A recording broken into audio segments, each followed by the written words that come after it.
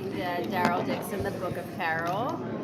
We'll open the floor up to questions. Who wants to go first? All right, Julie, you're on deck. Good to see all of you again. You're gonna have to speak up a little. Okay. Here. Yeah, it's Close the noisy. door. Oh, there you go. Close the door. Now it's perfect. Yeah, that Good. All right. Good to see all of you again. Previous episode that aired last Sunday had a good sequence that was a continuous shot that was not interrupted. Your action sequence. How did y'all prepare for that? A lot of Advil. We have a really good stunt coordinator named Sebastian. He's also come with us I can say we're in Spain, right? Yeah, I think you can. They've come with us to Spain.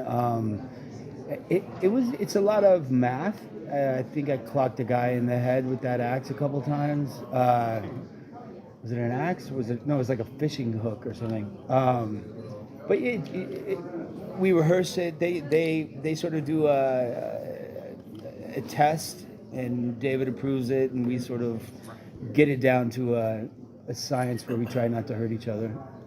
But the issue with that one was it was super cool, and I was concerned it was going to take too long because to rehearse and get that ready on the day is very hard. It did take a lot of time, but it was worth it, But it takes a lot of time for Norman to learn it, for the stunt guys to rehearse it with him, and then on the day to rehearse it and shoot it.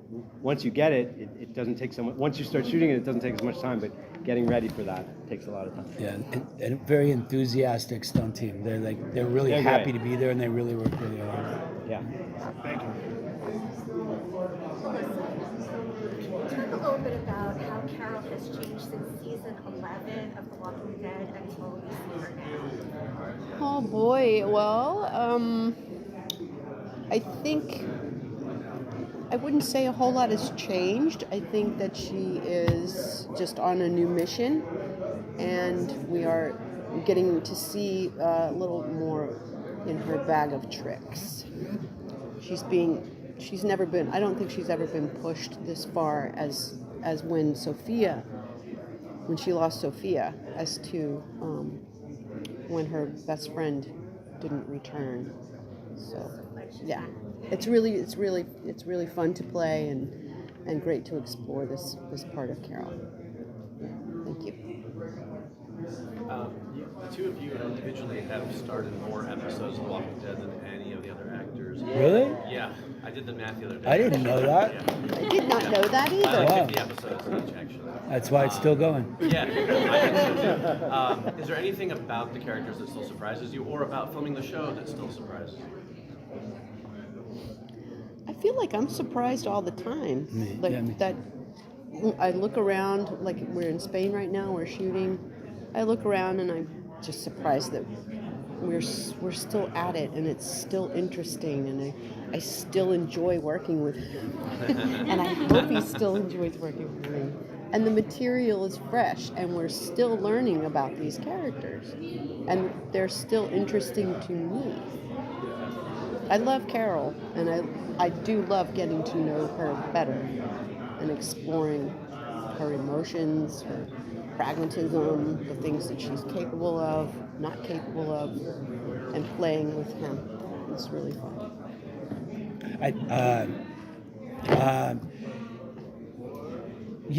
The thing I like about those two together is, the original show was about Rick, right? And then you had all these characters around Rick and Rick's story. But these two characters always were checking up on each other since day one. You all right? You're right. Sophia goes missing. She tells me I'm just as good as everybody else. We've always had this back connection that's always been very honest. So when you see the two characters on camera now or on TV now, the relationship feels earned. Like we've earned it, right? So there's little moments that only two people who have known each other and been through all that they've been through that resonate in a different way than just two characters written that are showing up pretending to know each other. They actually really know each other. So that, even if it's a serious scene, if it's a crying scene, if it's sad, or if it's kind of funny, like the funny scenes are, it's almost like I don't know. It's like I was gonna say Carol Burnett. Then I was gonna say I Love Lucy. Then I was gonna say all these things. But there's like hidden little smirks and things that are like real. You know what I mean? So I like that. Well, I think it's also interesting because Daryl wasn't in the graphic novel, and that friendship was developed in season 2 by Frank Darabont, who developed that entire season. And the DNA of that relationship, when the premiere episode aired this year, they had a little show afterwards. It was The Return, and it had them talking about their favorite scenes in the episodes. And I watched it my mouth was on the floor, because you forget about how grounded in the DNA of these two characters and how they became friends. It was so good. The show was so great in building that dynamic, and I think season 2 really solidified that relationship between the two when Daryl went off to find Sophia. So it all started back then. And then these two actors have really dedicated themselves to keeping that connection fresh and valid, and I think that's why they persevered for so long. So sticking to that theme, I want to talk a bit about Daryl and Laurent, their relationship. Like how it moved from season 1 and season 2. Like, how have you guys seen that change between seasons? Like, whether it was on set or basically how your character was going. Oh yeah. I mean, they obviously really get closer throughout the episodes, and I mean, we see Norman, Daryl, kind of getting a bit of Laurent's side, getting a bit of Laurent's side, and he's kind of becoming softer, and you see Laurent kind of, becoming a bit harder, than like Daryl, you could say. And I mean, he really grows throughout the episode. Yeah. Just like your character does. Yeah, when he auditioned, I knew right from the start I wanted him to play the part. He was so worldly already. He was so different. It's a kid raised in a nunnery, never been outside the walls. He thinks there's a curiosity about him that's still almost innocent in a way. And he was like that. He came in, he was talking about art and music and other things than how do I read my lines. You know what I mean? And David tells a story about, you want to tell him about when in the beginning he went to Louis and he goes, "You're doing a really good job." Oh, yeah. And then Louis goes, "And so are you." Yeah. It's the first time it's ever happened. The first time I've ever gone to someone on a set and said, "You're doing a really good job," and they said to me, like, "You are too." It's the only time. Thank you, Louis. But just one little more answer to your question was, the idea in the first season was, it's the first time where Laurent's character is associated with a father figure that's not a negative force. And so in season 2, what we see is the development of that and how that's Daryl's influence on him is pulling him in a different direction than Isabel. Even though Isabel has been a good maternal figure, she's pulling him in one way, and Daryl's character is pulling him in another way. And his is all about survival and being strong in the world, and hers is more pure and idealistic. And so that's sort of how it develops in season 2, in terms of Laurent's development under the influence of Daryl's character. Greg, the development of the walkers when moving to France and having like a whole new different ecological situation for the walkers, was that like a chicken and the egg when it came to developing the story? Which one came first, the style of the walkers or the story about what happened that caused that look on the walkers? Yeah, the stories always drives everything that we do. In that regard, though, we were excited because we got to play around with the mythology a little bit. And, part of my job is maintaining some sense of continuity between the original show and Daryl Dixon.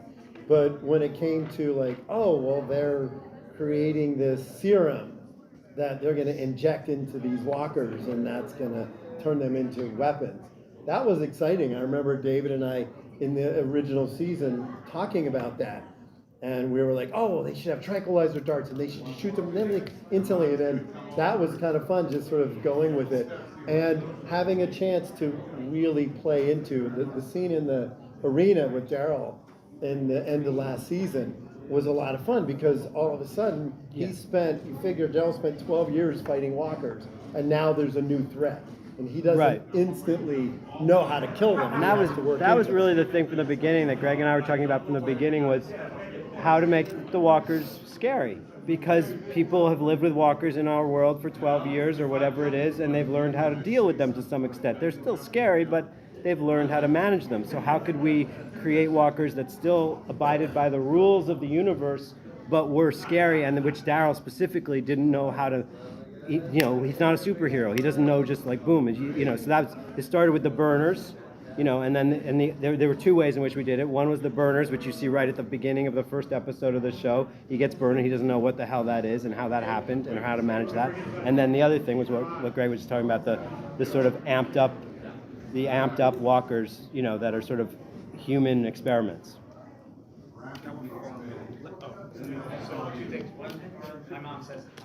Hi, Mom. She's on that microphone. Hi, Mom. You guys are literally playing Walker with Risk. Where else are we going to go in your Like, are you getting towards the purples? Like, where Walkers on Mars. Walkers on Mars. We're building a spaceship, dude. But they'll call them floaters. Yeah. I like that. Is there a particular country or something that we're going to see? Well, we have plans and ideas for where we might move, but there's not an ultimate goal, which would be determined partially by two things. One is the longevity of this particular incarnation of The Walking Dead, and the larger plans that go beyond my job description of the universe and how the universe wants to resolve or bring back together different things. Those are parts of the same conversation. But right now, the show's doing really well. We're making a third season, as you know. We're hoping to make a fourth season and continuing to journey where the road takes us, But we have lots of ideas of places to visit. For this season, we start to see Carol really grieves the loss of Sophia. Do you know when during the production that will be doing the story? Do I know when during the production? Pre-planning of the production that this will be part of the story for Carol to grieve Sophia. Oh yeah. We had talked about her storyline quite a bit and what we would explore as far as her grief and also her survivor's guilt, which is also a very big part of that as well. Mm-hmm. Just to be, with both Norman in season 1, and then continuing with Norman, but then with Melissa in season 2, we talked a lot about their storylines. That I would be a fool not to rely on their input, because they know the people they're playing and they've been playing them a long time. So we had a lot of conversations, just to answer your question specifically about what Melissa's storyline would be in season 2, based on some of how she felt about the character, where the character had been, where the character hadn't been, the things that hadn't been addressed. So that's part of the gift that I'm given by being able to do this show, is I have these amazing two actors who know their characters very well and know what they've done and what they haven't done and what's interesting for them to do moving forward. So that story came a lot out of our conversations before anything was ever written. Obviously, you guys are friends in real life, and you're not separated by an apocalypse or anything like that, so you're in touch. But if you think back to the day when you actually started on the day that you first got working together again, fans, is there anything for that? It was La Défense, right? It was, I think it was that modern area of Paris. Yeah. It was the wait first a day minute. you shot there. Wait, can we talk about that though? Because it has that aired? It hasn't aired yet. That has aired. Yeah. Oh, no. No, it hasn't. Not the two of you. Oh yeah, no. No, it hasn't. No, it hasn't. That's weird. Right? No, it hasn't. Shut It was a great day. Right, that hasn't aired yet. That part hasn't aired. You've come there by yourself. Yeah, but it was obviously they're gonna reunite, but it was a great day. I'll say that. Yeah, I was going to say emotional.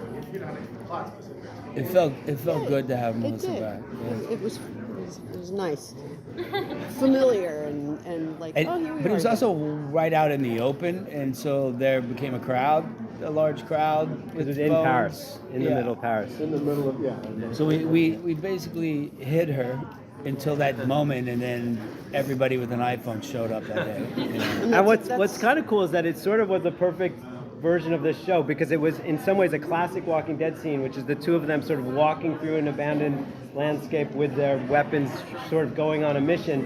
But it was Paris. It was Paris all around them. It was modern Paris, and so it was both like new and old at the same time.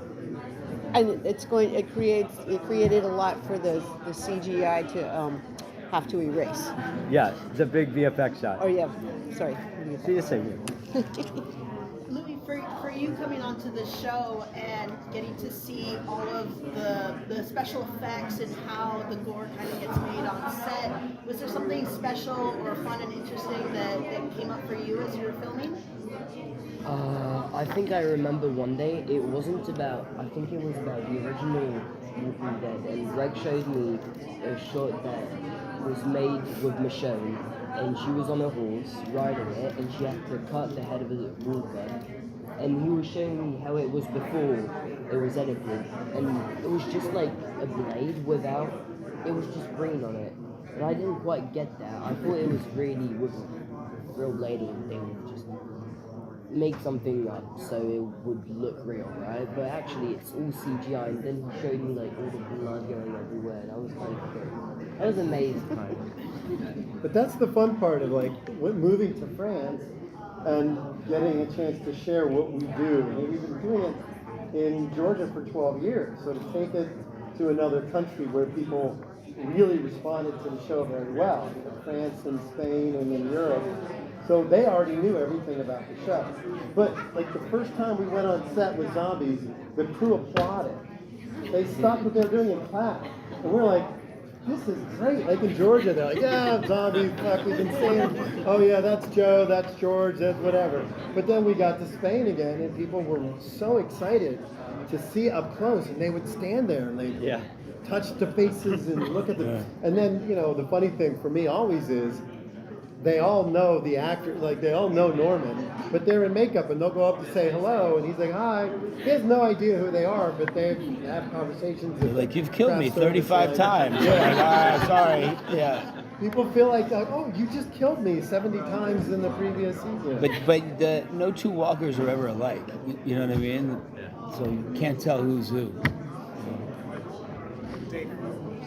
Last question. So from a producing and directing standpoint, can you talk a bit about the opportunity of now shooting a completely different, multiple countries? I mean, I'm sure it gave you a lot of chance to kind of be independent, reimagine how you producing this. Can you talk a little bit about that experience? Yeah, you know, I mean, European filmmaking is different. You know, I remember directing the premiere for season 2. You know, I never laid a dolly track. It was always Steadicam. You know, Dan Parseval, who was our producing director and still is, you know, there's a European sensibility to the way the camera moves, and Dan will always say it's a developing shot where you follow a character and you get a little piece of information, and the camera wraps around and you get another piece of information. It's really interesting. Whereas when we were filming in Georgia, it was like a play where you would set the cameras up, and it was almost like shooting a stage play, and that was one of the things that they really liked in Georgia. You set it up and you shoot it, and the camera doesn't move very much. You know, Scott Gimple never liked when the camera moved, and we would always sneak around and get a crane shot in there or do Steadicam. But you know, between our DPs, Tommaso and Michelle, who was my DP, you know, we really had an opportunity not only to tell a bigger story because of the culture that was there, you know, the landscapes. We're not shooting in the green, wet forest in Georgia. We're shooting at Mont Saint-Michel and Pont de Gaulle and all these beautiful locations, and we leaned into that quite a bit. And that really made it feel epic and new for us. Yeah. So for us to feel that and inject that into the show really made a big difference. That's why the show's as good as it is, because it just feels fresh. And I'm grateful, and I'm still, look, I directed 40 episodes of The Walking Dead, but getting a chance to be there and work with a whole new team, it's exciting because it's a different sensibility and a different style of filmmaking that is great. Can I take it one more for David? Sure. Thank you. Final question. Being that season 2 is named the Book of Carol, will season 3 have a subtitle also? We don't know that yet. It might not because I've taken too much flack for the show having too many titles. So the truth is, I think 3 titles might be one too many. But I think it'll be called David's Hospitalization. It could be that. Yeah. Thank you. But thank you guys. That was great. Thank you.